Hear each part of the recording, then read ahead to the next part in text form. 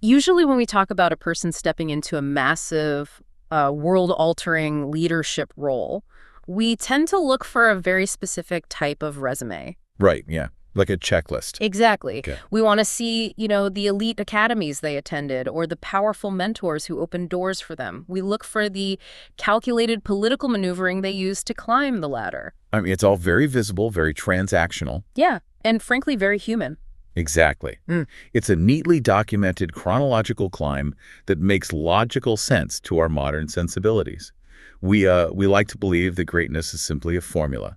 You follow the right syllabus, you shake the right hands, and boom, you end up at the top. But then you step into the historical and theological accounts of prophetic history, and suddenly that entire traditional resume is just thrown out the window. Oh, completely. We find ourselves looking at a developmental landscape that is completely alien. We aren't looking at a resume here. We are looking at a divine crucible. Crucible, yeah. That is the perfect word for it. But before we jump headfirst into that crucible, I want to quickly welcome you, our listener, to the show. Please take a second right now to subscribe, like, and follow this deep dive so you never miss out on these intense historical explorations. Seriously, hit that button right now. It really helps us keep bringing you these deep dives. Welcome, everyone. Our mission today is incredibly specific, but the implications are profound. We are doing a deep dive into Chapter 4 of Maulana Makki's extensive biographical and theological work, Siratun Nabi. And we are focusing entirely on the early life of Prophet Muhammad, peace be upon him. Right, starting from his infancy. Exactly. Starting right out in the harsh Arabian desert, all the way up to his pivotal first marriage. But, we aren't just reciting a timeline today. No, not at all. We are going to extract the why and the how behind these historical accounts. We want to understand how a seemingly brutal desert upbringing, inexplicable miraculous interventions, and, constant divine protections systematically work together to forge a legendary leader. Because the core hook of this material is just this: leaders of this magnitude aren't just born. Right. They are meticulously, deliberately, and sometimes painfully crafted by the environments designed for them. That framing is so essential. It really is. The text we are examining today makes a rigorous argument that not a single moment of the early life of Prophet Muhammad, peace be upon him, was left to chance. Or to, random cultural circumstance. Exactly. Every single detail, from the geography he lived in to the people who raised him, was a calculated step in a much grander preparation. So let's unpack this right from the beginning, because the text details a pre-Islamic Arab custom that completely shatters our modern view of parenting. It really does. When a child of nobility or decent standing was born in the bustling city of Makkah, the parents didn't, set up a cute nursery. No, they essentially outsourced the child's most vulnerable developmental years to the desert. They sent their newborns away with Bedouin wet nurses. For you listening, just try to imagine handing your weeks-old infant over to a nomadic tribe. to be raised in one of the most unforgiving climates on Earth. Yeah, exactly. Why was this extreme cultural practice considered so vital for Moccans? Well, I mean, it sounds incredibly harsh to us today, but the historical analysis reveals a deeply pragmatic pedagogical model. Mocha was a booming, crowded hub of international trade and pilgrimage. So lots of people? Lots of people. And with that came immense wealth, but also physical and cultural congestion. Surviving the Arabian Peninsula required developing robust, almost superhuman physical health. And the city didn't provide that. Right. The nobility believed the stagnant air in crowded quarters of the city made children soft, and prone to illness. The desert, by contrast, was a brutal filter. So it was like a physical hardening process. But the text emphasizes that it wasn't just about avoiding physical smog, right? Yeah, that's true. It was about avoiding linguistic and cultural pollution, too. Precisely. And this is arguably the more critical factor for their society. Mocha was filled with foreign merchants, travelers, and just diverse dialects. Right, a real melting pot. Exactly. So the Arabic spoken in the city was becoming a hybrid, diluted language. But deep out in the isolated desert, the Bedouin tribes preserved the classical, absolute purest form of Arabic. Which was a big deal back then. Huge.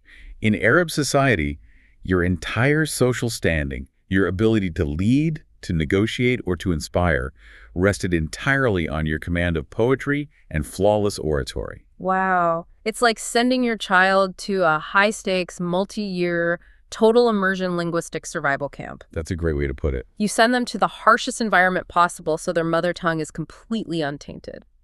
So, following this tradition, the infant prophet Muhammad, peace be upon him, is taken in by a Bedouin wet nurse. Her name was Halima, may Allah be pleased with her, from the Beni Sa'd tribe. And this is where the text immediately shifts our perspective, right? Yeah. We move from historical sociology straight into the mechanics of divine intervention. We absolutely do. The historical records meticulously document the socioeconomic reality of the Banu Sa'd tribe at that exact moment. And it wasn't good. It was terrible. They were enduring a devastating, prolonged drought. We are talking about a state of near famine. And for a nomadic tribe, a drought isn't just an inconvenience. I mean, it is an existential threat. Right. It's life or death.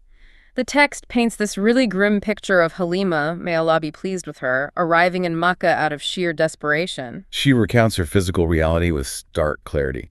Her body was so severely malnourished she couldn't even produce enough milk to quiet her own crying infant. That is just heartbreaking. It is. The tribe's pack animals were emaciated, their udders were completely dry, the land they traveled across was barren dust. They were hovering right on the edge of starvation, operating in pure survival mode.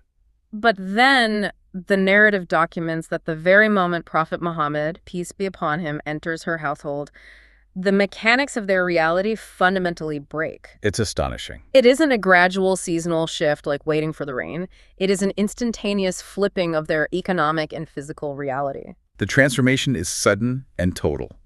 The historical accounts emphasize the tangible nature of this shift.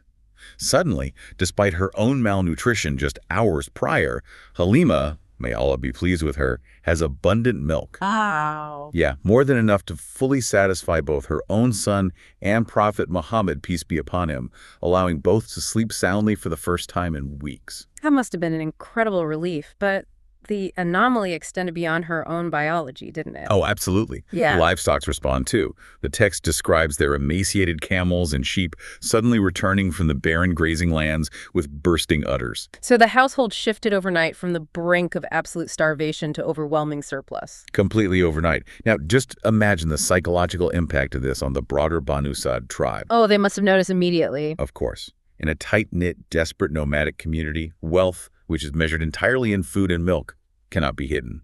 The tribe is astounded. Right, because the barren land literally seemed to turn into a fertile sanctuary wherever this specific infant was carried. Exactly. The text is establishing a massive theological foundation here. The presence of Prophet Muhammad, peace be upon him, isn't just historically notable. It is depicted as a literal life-giving force. Yes, a force that supersedes the natural laws of a hostile environment. And his physical development mirrors this anomaly too. Right. The accounts note he grew in a single week what a typical infant would grow in a month. There's an accelerated physical maturity there. Yeah. And it runs parallel to a highly unique temperamental development. How so? Well, the biographical records focus heavily on his childhood demeanor. He never displayed the typical erratic behavior of a toddler. No temper tantrums? None. He never argued, he slept peacefully, and he exhibited refined, highly specific habits, like he had a strong preference for always lying on his right side. Let's pause on that, because those specific details are fascinating to me. It tells the listener that this wasn't just a well-behaved child who learned good manners from his parents. Right, there wasn't a discipline system in place causing this. Exactly. This text is arguing for an innate pre-programmed purity. Goodness wasn't a learned behavior. It was his default operating system from infancy. And that innate nature sets the stage for what is arguably one of the most jarring and intense events of his childhood. Yeah, things take a very dramatic turn here. Very dramatic. As he reaches the age of a young boy, the text tells us that Prophet Muhammad, peace be upon him, absolutely refused to be treated as a privileged guest. Or a coddled miracle child. Right. In the home of Halima, may Allah be pleased with her, he possessed a fierce egalitarian streak early on. He demanded to go out into the harsh desert to work alongside his foster siblings herding sheep. But it is out there, in the vast isolation of the desert, away from the protective eyes of the adults, that something truly terrifying occurs. Yes, the event known historically as Shaq Sadr. The splitting of the chest. It is a deeply visceral account. His foster siblings come sprinting back to the encampment of Halima, may Allah be pleased with her, in a state of absolute terror. I can't even imagine what they were screaming. They report that two men dressed entirely in white, whom the text identifies as angels, suddenly appeared. Out of nowhere. Yes. They physically grabbed their brother, laid him out on the ground, and sliced his chest wide open. Okay, let me just play devil's advocate here for a second, because for any listener operating in the modern world, this sounds physically impossible. Oh, it defies all modern logic. Right. An unanesthetized, open-heart surgery occurring in the dust of the Arabian desert, performed without instruments by supernatural beings. It's a lot to process. It is. The immediate overwhelming instinct for modern historians or, secular readers is to say, okay, this is clearly an allegory. It's a metaphor for his heart being open to wisdom. Sure, that's the common academic fallback. So how does the text defend the literalness of this event against that intense modern skepticism? Well, Mullanamakki's analysis pushes back fiercely against the metaphorical interpretation. The text categorically insists that this was a literal, physical, biological operation. And he backs that up, right? Yes. And this insistence isn't just a modern theologian stubbornly clinging to a myth. It is grounded in the absolute highest tiers of historical verification within the Islamic tradition. We're talking about the primary sources. Exactly. This event is recorded in the most authentic hadith collections, specifically Bukhari and Muslim, with multiple unbroken chains of narration. So the text is basically saying you cannot treat this as a fable because the rigorous historical methodology used to verify everything else about his life verifies this physical event just as strongly. That's the argument, yes. But why? What is the theological mechanics behind requiring a visceral, bloody surgery? I mean, why couldn't he just be spiritually blessed? This is where we get to the core why. The theological argument detailed in the text is one of absolute necessity, based on the massive burden he was destined to carry. The burden of prophethood. Right. Prophet Muhammad, peace be upon him, was chosen to eventually receive and carry the Quran, the literal, uncorrupted word of the divine. And that requires a perfect vessel. Exactly. To be the flawless vessel for that kind of overwhelming cosmic weight, his physical and spiritual biology had to be completely immunized from any internal flaw. So the text describes the angels physically removing his heart, washing it, and then extracting a very specific dark piece from the tissue. Yes, the text identifies this extracted piece as the devil's share. The devil's share, what exactly does that mean? The theological premise is that every single human being is born with a biological or spiritual vulnerability. Like an internal inclination toward temptation. Precisely. Temptation, ego, demonic whispering. By physically extracting that exact piece, the angels were fundamentally altering his nature. Wow. They were guaranteeing on a structural level that no internal temptation could ever intermingle with the divine revelation he would deliver. So it wasn't just about making him, a good person. No, not at all. It was about rendering him entirely immune to the internal friction that plagues literally every other human being. And to further cement that this wasn't just a spiritual dream, the text explicitly points out that there were lingering physical scars on his chest. Exactly. The historical records mention that close companions decades later witnessed the physical scarring from this supernatural surgery. So it was actually etched into his biology. It was. But you have to imagine the immediate aftermath for his foster mother. Oh, she must have been terrified. Absolutely. When Halima, may Allah be pleased with her, hears the screaming children, she rushes out into the desert. She is fully expecting to find a murdered child. But she doesn't. She finds Prophet Muhammad, peace be upon him, just sitting there. Right. The text notes he is extremely pale, clearly having undergone a profound physical shock, but he is completely alive and unharmed. But for Halima, may Allah be pleased with her, seeing the child pale, hearing the story of the men in white, and seeing the physical proof, it just breaks her. It's too much. She realizes the supernatural magnitude of what she's housing in her tent. It terrifies her. The psychological weight becomes too much to handle. Fearing for his physical safety, and feeling utterly overwhelmed by the cosmic forces clearly surrounding him, Halima, may Allah be pleased with her, makes a very difficult decision. She returns him. Yes. She returns the young Prophet Muhammad, peace be upon him, to his biological mother, Amina, back in the city of Makkah. You would expect Amina to share that absolute terror. I mean, her son is returned to her with stories of desert angels ripping his chest open. You would think so, yeah. But the text highlights a fascinating contrast in Amina's reaction. Amina demonstrates a profound, almost prophetic intuition of her own. She confidently dismisses the fears of Halima. May Allah be pleased with her. She just brushes them off. Essentially, yes. She states unequivocally that no earthly or demonic harm can befall her son. Wow. So even without having witnessed the angels in the desert, Amina seems to possess a deep internal knowing that Prophet Muhammad, peace be upon him, is enveloped in a layer of absolute divine security. That's exactly what the text conveys. But this return to Makkah initiates what has to be the most agonizing period of his childhood. Oh, without a doubt. For you listening, just imagine the emotional whiplash here. He is taken away from the only mother he has ever known, Halima. May Allah be pleased with her. And he's taken from the vast freedom of the desert. Right. He is thrust back into a crowded city to live with his biological mother, who he barely knows. And then, almost immediately, that reunion is shattered. The trauma of shifting guardians is profound in his story. The text outlines a journey Amina takes with the 6-year-old Prophet Muhammad, peace be upon him. Where did they go? They traveled to the city of Yathrib, which we now know as Medina. The goal was to visit relatives and perhaps offer the boy a sense of extended family. But tragedy strikes on the return journey to Makkah. Yes, at an isolated place called Abwa, Amina falls severely ill and passes away. He is only 6 years old. He has already lost his foster family, and now he stands in the middle of a desolate travel route, watching his biological mother die. The psychological devastation is just unimaginable. And it initiates a pattern of loss that the text analyzes very deeply. So, following Amina's death, his grandfather takes over, right? Yes, his grandfather, Abdul Muttalib, takes over his guardianship. And Abdul Muttalib is not just, a kindly grandfather figure. Oh no, he is the absolute chief of the Quraysh tribe and the paramount leader of Makkah. To understand the power dynamics here, the text paints a really vivid picture of Abdul Muttalib's status. It mentions a special carpet.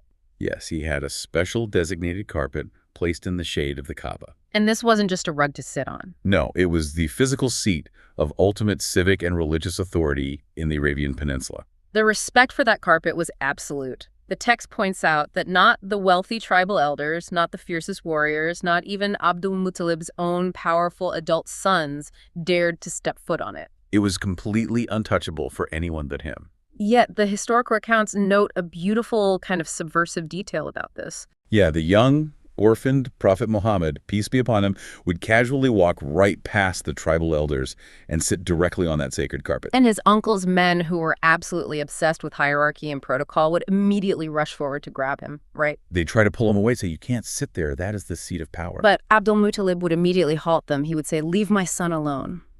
The text analyzes this interaction very closely. Abdul Muttalib was a man who understood power better than anyone in Makkah. Right. Yet he possessed a deep intuition regarding his grandson. He somehow sensed that this quiet orphan boy possessed a destined rank that completely eclipsed his own immense worldly authority. That's a powerful realization for a leader like him. But then, just 2 years later, when Prophet Muhammad, peace be upon him, is only 8 years old, the pattern repeats itself. Abdul Muttalib dies. It is a relentless wave of abandonment. Mother, foster mother, biological mother, grandfather. It really is relentless. Let's dig into the theology here, because the text spends a lot of time on this. Why is a child destined for supreme greatness subjected to such a brutal, systemic removal of every single earthly safety net? It is a core theological thesis of the text. From a purely sociological perspective, a duly orphaned child in 6th century Arabia was the most vulnerable entity imaginable. Especially after losing the chief of the city as a protector. Exactly. But the text argues that Allah was actively, deliberately dismantling every layer of human guardianship around him. Because if he had grown into adulthood with his incredibly powerful grandfather backing his every move, the narrative of his rise would be entirely different. Right. People would say he just inherited it. Exactly. If his father had lived, or his mother, or the chief of Makkah, his eventual claim to prophethood and his massive success could have easily been attributed to nepotism or tribal inheritance or immense inherited wealth. So by brutally stripping all of that away, the divine intent was to ensure that Prophet Muhammad, peace be upon him, learned to rely entirely, exclusively on divine guardianship. It made it undeniably clear to history that his ultimate protector and educator was Allah alone. Precisely. And this transitions into a really fascinating theological concept mentioned in the text. The idea of the shadow. Yes. The idea that Prophet Muhammad, peace be upon him, literally cast no shadow. Now, this can be discussed as a physical miracle, but the text extracts a much deeper metaphor from it, doesn't it? It does. The deeper theological extraction is that he cast no shadow because he was never exposed to the harsh, unfiltered realities of the world in the way normal humans are. How so? He was constantly enveloped in the protective shade of Allah. Think of it as a continuous divine force field that insulated him from the corrupting elements of the world, even as he walked directly through them. I really love that analogy of a force field, and it bridges perfectly into the next phase of his life, because as he grows into a teenager, we see this divine force field shift its focus a bit. Right, it evolves. It moves from just keeping him physically alive as an orphan to aggressively guarding his morality and modesty. This is a crucial pivot in his developmental history. The text recounts an incident that occurred when he was a young man during a massive civic engineering project. The rebuilding of the Kaaba? Specifically, the area around the Zamzam. Yeah. Yes. And it is grueling, brutal manual labor under the desert sun. Everyone in the city is hauling these massive, jagged, heavy stones. It was exhausting work. And Prophet Muhammad, peace be upon him, makes a totally logical, pragmatic decision. To protect his bare skin from being scraped raw by the rough stones, he takes off his lower garment, his izar, and hoists it over his shoulders as a makeshift pad. It was an entirely innocent, functional action. Totally makes sense. But the text states that the very millisecond his garment was removed, exposing his knees and thighs, he instantly fainted, Just dropped. collapsed hard to the ground, and he heard a divine voice command him to cover himself immediately, strictly forbidding him from ever exposing his body again. He immediately wakes up in a panic, demands his garment be tied back on, and never repeats the action for the rest of his life. Never again. Now, to a modern listener, fainting over an exposed leg or taking off a shirt while doing construction sounds utterly extreme. Let's provide some context for this. How radically did this enforced extreme modesty clash with the actual cultural norms of Makkah at that time? To understand the magnitude of this divine intervention, we have to deeply understand the environment of pre-Islamic Makkah, which the text refers to as Jahiliyyah. Let's pause right there. Define Jahiliyyah for us real quick, because that term carries a lot of weight in these texts. It translates roughly to the age of ignorance, right? Yes, the age of ignorance. But it doesn't just mean a lack of intellectual knowledge, like not knowing math or science. Right. It refers to a state of profound moral, spiritual, and social decay. The text goes into extensive detail about the practices of Jahiliyyah to draw a contrast with the purity of the Prophet, peace be upon him. And one of the most glaring examples of this decay was the widespread custom of naked tawaf. Tawaf being the sacred ritual of walking in circles around the Kaaba. Correct. The Quraysh tribe, who controlled Makkah, had instituted a bizarre and deeply manipulative rule regarding this. Very manipulative. They claimed that any pilgrims coming from outside the city could not perform the sacred tawaf in their own worldly clothes. And their reasoning was? They argued that those clothes were tainted by the sins the pilgrims had committed while wearing them. But the text points out that this had absolutely nothing to do with spiritual purity, did it? No, it was a massive, highly coordinated economic scam. It's just wild to think about. It was a monopoly driven by sheer greed. The Makkans controlled the sacred site. They forced desperate pilgrims to either rent pure clothes directly from the Makkan leaders at completely exorbitant price-gouged rates, or if the pilgrims were too poor to afford the rental fee, they were forced to perform the sacred circumambulation completely naked. And we are talking about men and women alike walking naked in public as a religious rite. Exactly. That is just staggering. It is a literal spiritual racket. You control the holiest site in the region, you convince people their own clothes invalidate their prayers, and you charge them a premium for the privilege of basic human modesty. And if they can't pay, you strip them of their dignity entirely. And this practice of public nakedness became entirely normalized. It was an accepted, everyday part of their civic and religious culture. It was just what happened. So when we contrast that environment with Prophet Muhammad, peace be upon him, literally passing out from the shock of merely exposing his knees during hard labor. It highlights how jarringly different his moral programming was. Exactly. He wasn't just a bit more modest than his peers. His biology was operating on a completely different paradigm of bodily sanctity. And the author of the text, Maulana Makki, actually takes a very sharp, deliberate tangent here. He connects this ancient Makkan practice of forced nakedness directly to modern societal trends. Yes, he does. The text uses this historical point to levy a strong critique against modern fashion and societal norms. Which is an interesting leap to make. It is. While we are impartially analyzing the text, it is important to note the author's passionate argument. He states that modern trends toward highly revealing clothing and the casual shedding of modesty are not signs of human progression or liberation. He sees it as a regression. Yes, a direct regression back to that pre-Islamic Jahiliyyah, that age of ignorance. The text argues that the true elevation of the human spirit is inextricably tied to modesty, exactly as it was divinely enforced upon Prophet Muhammad, peace be upon him. It is a provocative connection the author makes, drawing a straight line from 6th century Arabia to today. But this divine force field of morality wasn't just about policing his clothing, was it? No, it extended much further. The text shows it aggressively shielded him from the entertainment and social culture of his peers as well. This is a vital point about how true leaders are insulated from cultural decay. The text recounts two highly specific instances where the teenage prophet Muhammad, peace be upon him, attempted to do what literally any normal teenager in history would do. He wanted to attend a party. Exactly. He was out tending flocks, hear the loud music, the storytelling, and the sounds of Meccan wedding celebrations drifting out from the city. And his curiosity was piqued. Right. The text notes he even turns to his shepherd friend and says, "Hey, watch my sheep for a bit. I want to go down to the city and see what the celebration is all about." It is such a profoundly relatable human moment. He isn't a robot. He has curiosity. So what happens when he tries to engage? The mechanics of the divine force field activate immediately. Both times he attempts to attend, before he can even reach the courtyard where the gathering is happening, Allah induces a profound, inescapably heavy sleep over him. This isn't just like getting a bit tired. No, his biology shuts down. He physically cannot keep his eyes open. He collapses into a deep sleep and sleeps through the entire night, only waking up the next morning when the heat of the rising sun finally hits his face. Wow. Think of it like a heavy, impenetrable fog rolling in over his consciousness the exact moment he approaches the threshold of frivolity. It is the ultimate divine anchor. It stopped him from participating in anything that lacked profound purpose. The text's analysis is so clear on this.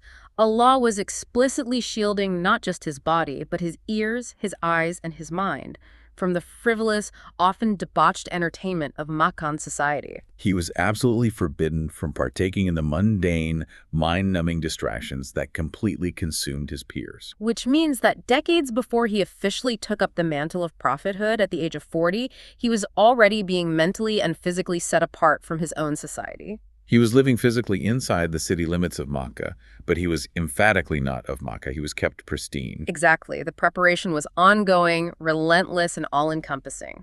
Which brings us to the next phase of his rigorous, highly unconventional training. Following the death of his grandfather, his uncle Abu Talib assumes guardianship of the young teenager. Now, Abu Talib is a deeply complex and fascinating figure in this narrative. He's a chief of the Quraysh. He commands immense respect.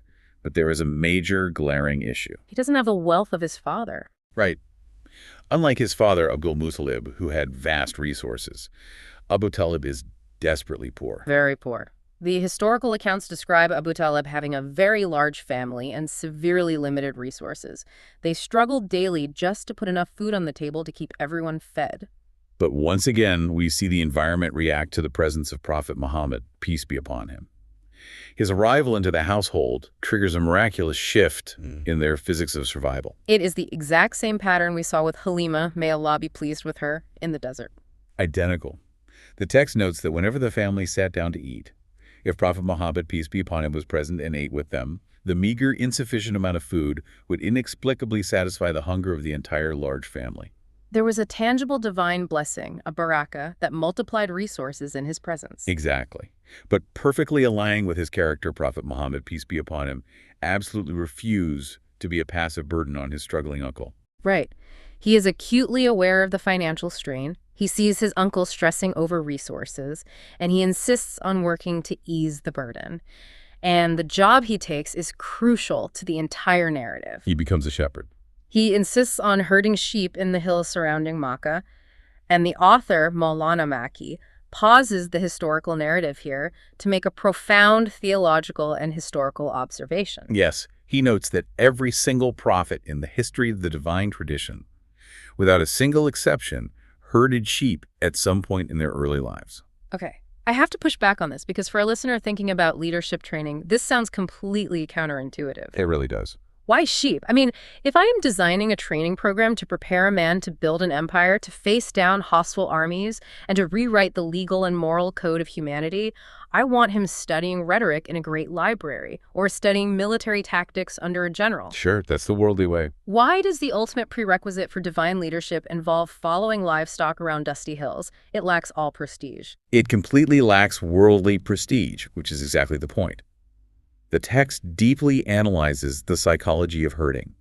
It is the ultimate, grueling masterclass in human management and ego death. Ego death. Tell me more about that. Think about the specific nature of a flock of sheep. The text describes them as profoundly stubborn, easily frightened by nothing, prone to wandering off blindly, and incredibly quick to scatter in a dozen different directions at the slightest provocation. When you put it like that, it sounds terrifyingly similar to the psychology of human crowds. That is precisely the metaphor the text unpacks. If you try to control a flock of sheep with rage, violence, arrogance, or impatience, you will inevitably lose them. They'll just panic. They will panic and scatter further into danger. You have to guide them gently. You have to spend hours constantly walking to bring back the stragglers. You have to anticipate their irrational fears, and you have to lead them toward nourishment without forcing them to eat. So the argument is that if you can endure the immense frustration of patiently guiding a group of stubborn, scattering animals through a barren landscape without losing your temper or resorting to cruelty, When you are slowly developing the exact psychological, emotional, and spiritual toolkit needed to guide stubborn, scattering human societies. wow, that is brilliant. Exactly. It is an apprenticeship in profound empathy, hypervigilance, and relentless patience. It completely strips away arrogance. You cannot be a haughty, prideful shepherd. The environment will break you. It forces deep humility, and it was during this period of humble labor and intense reliance on his uncle that another monumental, validating event occurs. Yes, the journey to Syria. Abu Talib decides he needs to lead a trade caravan north to Syria, and Prophet Muhammad, peace be upon him, who is still quite young, begs to accompany him. The text says he literally clung to his uncle, practically weeping at the thought of being left behind in Makkah. He loved Abu Talib deeply. So Abu Talib relents and brings the boy on this long, arduous, dangerous journey up to the Levant. And this journey introduces us to one of the most fascinating objective observers in the text. The character of Bahira the monk. Bahira is a pivotal figure. He was a learned Christian ascetic living in absolute isolation in a monastery along the ancient trade route in Busra, Syria. The historical texts note that Bahira was famous precisely for his isolation. For years, countless Makkan caravans had passed right by his monastery, and he had never once interacted with them. He kept entirely to himself. He never opened his doors. He never came out to trade or speak. Until this specific caravan carrying Abu Talib and his nephew arrives, suddenly, Bahira completely breaks his lifelong vow of isolation. He doesn't just come out. He prepares a massive feast and invites the entire rugged Makkan caravan inside to eat. The Makkans are utterly bewildered. They literally ask him, "Why now? We have been passing by your walls for years, and you've never offered us a cup of water." And Bahira deflects the question initially. But the text tells us exactly what he saw from his high monastery window that compelled him to act. What did he see? He witnessed physical, undeniable miracles accompanying the caravan as it approached across the desert. So he saw the environment reacting to the prophet, peace be upon him, again, just like the barren land of Halima, may Allah be pleased with her, dead. Yes. From his vantage point, Bahira saw a specific isolated cloud that constantly moved and positioned itself to perfectly shade the young prophet Muhammad, peace be upon him, from the blistering, lethal desert sun. An isolated cloud following one person. And that wasn't all.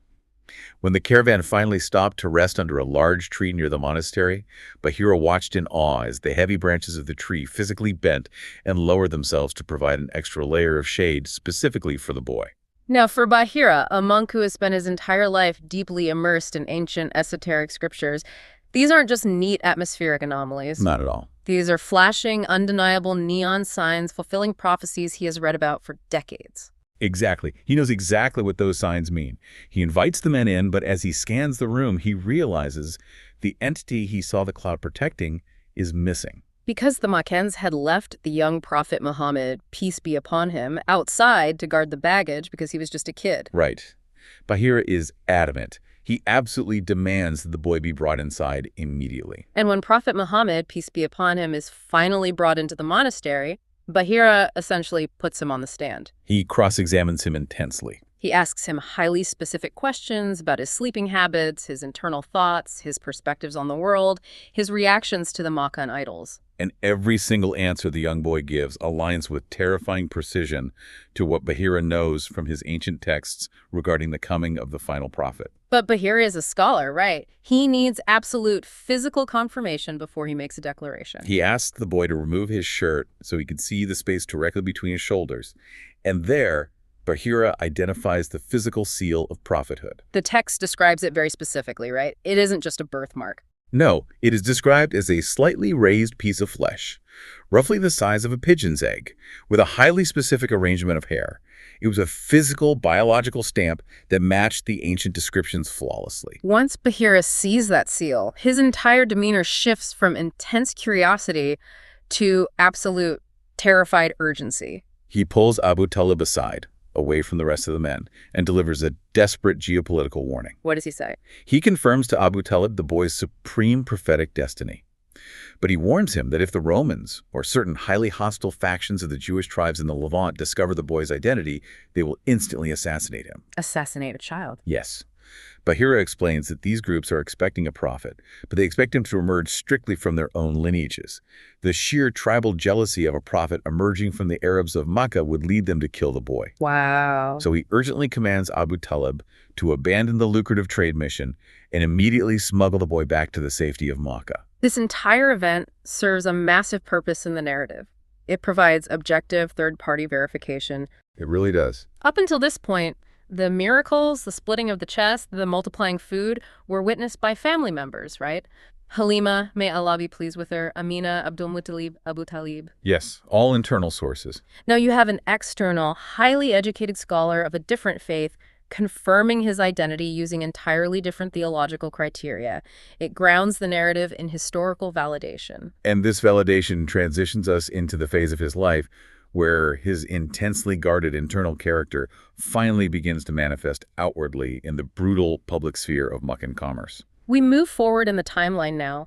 By the time Prophet Muhammad, peace be upon him, is in his early 20s, his reputation in the city is absolutely solidified. And his reputation is astonishing. He is universally known in a city famous for cutthroat, deceptive trading by two distinct, highly revered titles. Al-Sadiq, meaning the truthful, and Al-Amin, meaning the trustworthy. You have to understand the zero-sum nature of Meccan trade. It was an environment where exploiting the weak, lying about goods, and breaking contracts were standard operating procedures. Just ruthless business. Exactly. In that ruthless environment, his absolute, uncompromising integrity was so anomalous, so jarringly different, that it became his sole defining characteristic. He was the man you gave your money to when you couldn't trust your own family. That's right. And this flawless reputation catches the attention of a woman who would change his life entirely. Khadija, may Allah be pleased with her. Yes. Let's spend some time on Khadija, may Allah be pleased with her, because her profile is incredible. The text describes her as a 40-year-old noblewoman of the Quraysh. She is staggeringly wealthy, highly intelligent, and relentlessly sought after. The most powerful wealthy men in Makkah are constantly proposing marriage to her. But she rejects every single one of them. She is fiercely independent and an incredibly shrewd businesswoman. She operates her vast international trade empire by hiring men to lead her heavily laden caravans to the markets of Syria and Yemen. And hearing the constant buzz in the city about the unparalleled honesty of this young man, Prophet Muhammad, peace be upon him, she decides to hire him. He's a 25-year-old man at this time. Right. She hires him to act as the lead manager for her next major high-stakes caravan to Syria. But she's too smart to just hand over her fortune blindly. She sends her most trusted servant, a slave named Maysara, may Allah be pleased with him, to accompany him on the journey. Maysara, may Allah be pleased with him, serves the exact same crucial narrative function as Bahira the monk. Exactly. Maysara, may Allah be pleased with him, is the objective internal observer. Khadija, may Allah be pleased with her, trusts his judgment implicitly. He is her embedded eyes and ears on this month-long journey. And what Maysara, may Allah be pleased with him, witnesses out in the desert completely astounds him. It isn't just about the massive profit margins they are generating, although those are important to a business. Sure, profits matter. But it is about how Prophet Muhammad, peace be upon him, conducts his life. First, Maysara, may Allah be pleased with him, witnesses the supernatural elements returning. Just like Bahira, Maysara, may Allah be pleased with him, watches in awe as the clouds continually position themselves to shade Prophet Muhammad, peace be upon him, throughout the grueling sun-baked journey. He witnesses the strange ease and undeniable divine blessing that saturates their travel and their negotiations. But the text implies that the most paradigm-shifting thing for Maysara, may Allah be pleased with him, wasn't the clouds. It was the interpersonal dynamic, right? Yes, the text makes a profound point about extreme egalitarianism here. We have to remember, Maysara, may Allah be pleased with him, was a slave. And in the brutal hierarchy of 6th century Arabia, a slave was literally property, treated as fundamentally subhuman. Yet Maysara, may Allah be pleased with them, reports back that Prophet Muhammad, peace be upon him, the leader of the caravan, treated him as an absolute, dignified equal. Imagine the shock for him. They ate their meals together from the exact same plate. They drank water from the same vessel. They conversed as true companions. There was zero arrogance, zero pulling of rank, zero superiority. For a slave whose entire existence was defined by the harsh, demeaning hierarchy of Makkah, experiencing this level of genuine humility and respect from a leader was completely world-shattering. And on top of being an incredible human being, his business acumen is flawless. The absolute integrity he applies to his trades means foreign merchants trust him implicitly, leading to incredibly smooth transactions. The journey is a massive, unprecedented financial success. It yields double the usual profits Khadija, may Allah be pleased with her, was accustomed to. Double the profits. Double. When the caravan finally returns to Makkah, Maysara, may Allah be pleased with him, gives Khadija, may Allah be pleased with her, a full, highly detailed debriefing. He tells her about the unbelievable financial returns, yes. But more importantly, he tells her about the shading clouds, the flawless, unwavering character, and the profound, shocking humility of the man who led them. Maysara, may Allah be pleased with him, acts as the bridge. He takes what was supposed to be a simple, transactional business partnership and provides Khadija, may Allah be pleased with her, with the data that forces a profound realization. That this man is entirely unique. He isn't just an honest merchant making her rich. He is a spiritually elevated entity. And this realization leads directly to what is arguably one of the most revolutionary, convention-defying marriages in recorded history. It really is.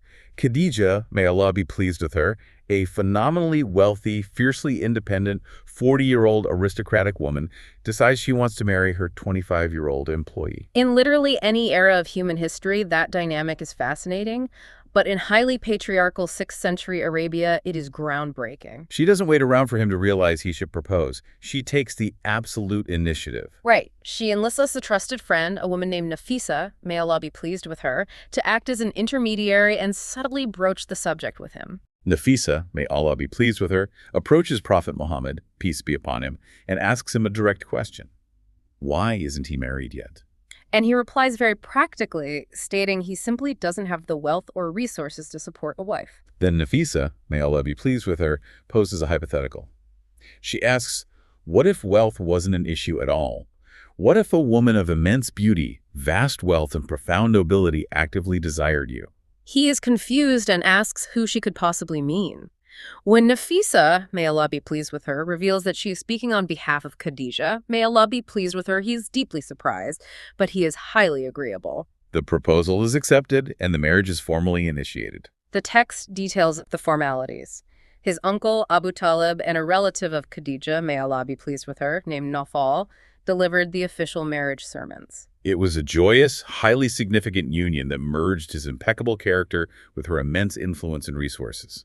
The author, Maulana Maki, also takes time in this section to very clearly lay out the lineage resulting from this marriage to clear up historical misconceptions. Right. There's often confusion in lesser texts about the names and numbers of his children, so this text lays it out definitively. It specifies that all of his children, with the single exception of a son named Ibrahim, who was born much later to Maria, were born exclusively to Khadija.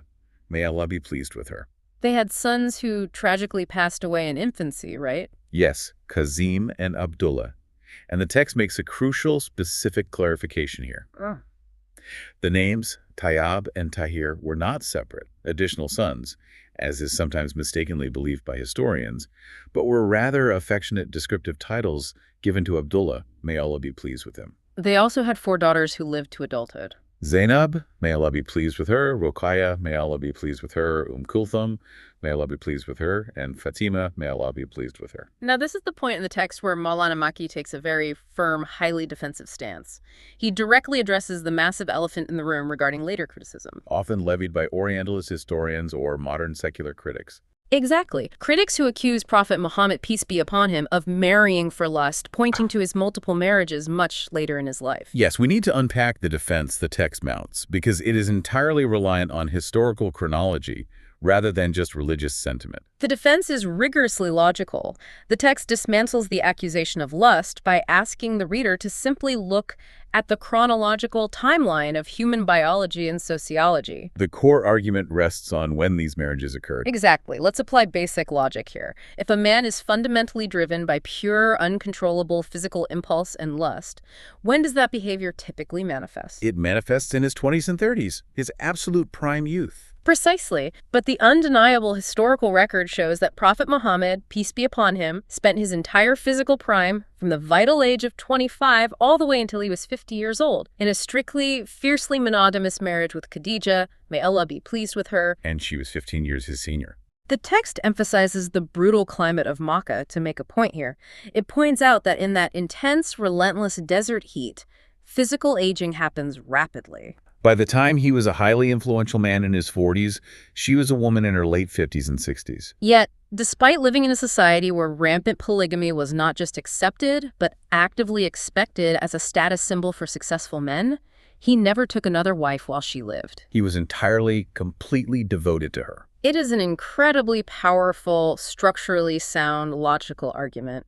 If he were actually driven by the base motives his later critics claim, he absolutely would have acted on them during those 25 years he was married to an aging woman. Especially in a society that would have applauded him for taking younger wives. So the listener naturally asks, okay, if it wasn't lust, why the multiple marriages later in his 50s and 60s when he was leading a nation? The text outlines the central theological thesis regarding this. Every single aspect of his life, especially his later marriages, was under strict, constant divine supervision. Nothing was left to mere human impulse. His later marriages were largely highly strategic, aimed at forging crucial tribal alliances in a fractured society. Or they were deeply compassionate, taking in the destitute widows of fallen companions to ensure they were cared for. Furthermore, some were explicitly divinely commanded to establish completely new legal and social precedents for the nascent Muslim community. To really hammer home this idea of absolute divine purity surrounding his household, the text shares an incredible, highly illustrative anecdote involving Umar, may Allah be pleased with him. Now, this happens much later in history, but the author includes it here to make a point.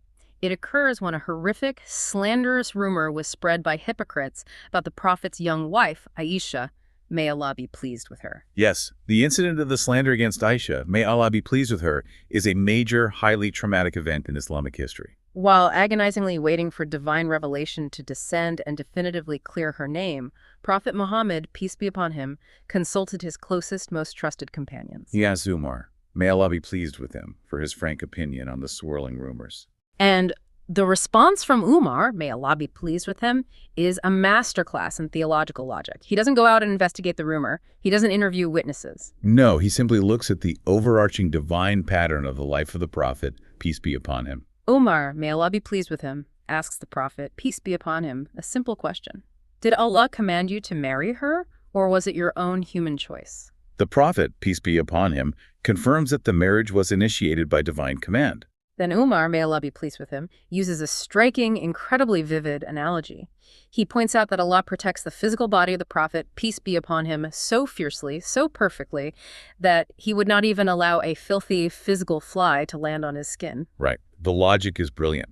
If Allah maintains a divine force field so impenetrable that it protects you from a literal insect carrying physical filth, how could it be logically possible that Allah would allow an impure, morally filthy spouse to share your bed, your home, and your life? The point made by Umar, may Allah be pleased with him, was that the divine protection we talked about earlier, the force field that kept him from parties, the fainting at the Kaaba, the angels in the desert, didn't just protect his biological body or his eyes. It completely protected the absolute sanctity of his household. The logic was airtight. If the marriage was ordained by a law, the spouse was inherently necessarily pure, and the rumors were therefore categorically, undeniably false. It beautifully reinforces the central, overriding theme of Maulana entire chapter: total, unwavering, microscopic divine supervision over every single detail of his existence. That is just incredible. It really brings the entire narrative full circle. From the moment he was sent out to survive in the brutal desert, through the visceral physical purification by angels, To the agonizing trauma of losing his parents and grandfather. the grueling, ego-destroying patience of herding stubborn sheep, the development of absolute integrity in cutthroat trade. All the way to his monumental paradigm-shifting marriage to Khadija, may Allah be pleased with her. Every single step, every painful detour, every agonizing hardship was a meticulously guided, masterfully designed masterclass. It wasn't just a life lived. It was a life authored with profound, terrifying intentionality. He was forged in profound isolation, physically purified by direct divine intervention, rigorously trained in patience through menial labor, and thoroughly tested in the fires of commerce. All to prepare his biology and his spirit for the ultimate crushing burden of prophethood. Exactly. And that brings us to the end of our analysis of this incredible text, but I want to connect this directly back to you, the listener.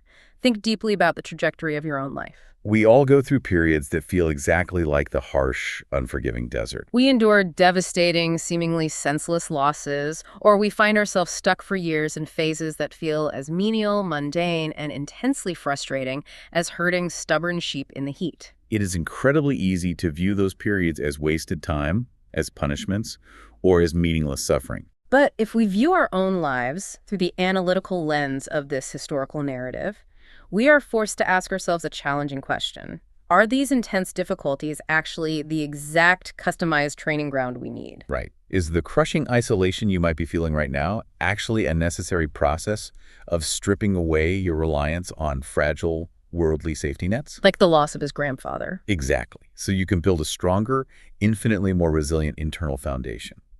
Are the seemingly insignificant, highly repetitive, frustrating tasks you are forced to do every single day actually forging the deep empathy and ironclad patience you will desperately need for your ultimate purpose in life? It is a profoundly powerful reframing of human adversity. It suggests that absolutely nothing is wasted, no pain, no delay, no frustration, if you are willing to learn the exact lesson embedded deep within the hardship. That's a great point. Exactly. And I want to leave you with one final provocative thought to mull over as you go about your day. We spent a lot of time discussing how the profound total isolation of the desert and the immense quiet patience required for herding sheep were the absolute non-negotiable prerequisites for a man to literally change the trajectory of the world 1,400 years ago. He had to be physically and mentally separated from the noise, the greed, and the cultural corruption of the city to preserve his ultimate clarity. So the challenging question for all of us today becomes, what is the modern equivalent of that necessary unplugging? Yes, because we live in a world where we are constantly violently bombarded by noise. Our modern Makkah is essentially the smartphone sitting in our pocket, broadcasting endless distractions, outrage, and cultural decay directly into our brains 24 hours a day, 7 days a week. Yeah. We never have silence. So how do we find our desert? How do we proactively carve out that quiet, isolated training ground to build our own patience and ruthlessly protect our mental and moral clarity? It is perhaps the single most urgent question for anyone seeking to develop true leadership, deep insight, or profound peace in the modern era. We cannot simply consume the endless noise and expect to produce greatness. We must actively, intentionally seek the silence. Find your desert. Seek out that quiet training ground. Build your force field. Thank you so much for joining us on this incredibly deep journey through history, theology, and human development. We deeply appreciate you choosing to spend your valuable time with us today. Please, before you close the app, firmly hit that subscribe button, leave a like, and follow the show so we can keep bringing you these intense historical deep dives. Until next time, keep questioning, keep learning, and keep finding your own quiet spaces to grow.